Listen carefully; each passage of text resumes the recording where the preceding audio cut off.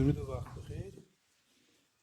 این از مرحله دوم کاره که بعد برش زدن هلالی میایم سنگو طبق الگویی که داریم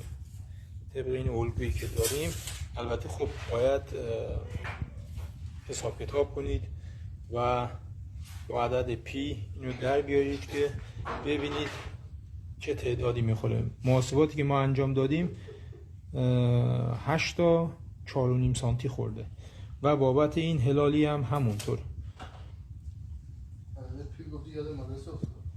کلا هندسه است دیگه. و اینکه اینا رو هم دوباره با 4 سانتی چرخوندیم، 3.5 سانتیه به خاطر اینکه بالاش بشه هلال بخوره و جمع بشه.